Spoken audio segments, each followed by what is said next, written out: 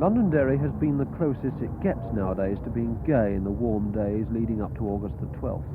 Tomorrow, 30,000 or more Protestants from all over Northern Ireland descend on the city. They're the Apprentice Boys, an organisation commemorating with a march and an initiation ceremony the day that 13 young apprentices defied the governor and closed the city's gates to King James's invading army over 200 years ago. In more normal times, the march is a festival and a tourist attraction. This year, Londonderry awaits the coming of the Apprentice Boys with fear in its heart. And there have been private meetings between the organisers of the Apprentice Boys and the Catholics, a liaison unheard of here in 2 centuries.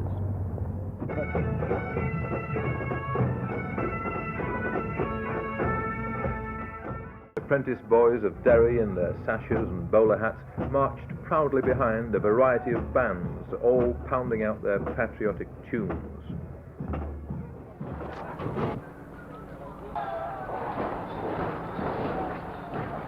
Most of the thousands who came to the city for the march went home last night, leaving the streets to the police and the stone throwers who started it all.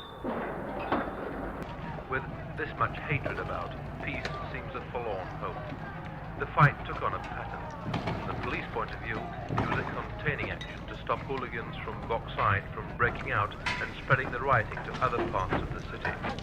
From the top of the flats, the Bogsiders had the clear advantage of height for their hail of rocks and petrol bombs. At the border between Donegal and Londonderry, Irish Army trucks have moved into position during the night.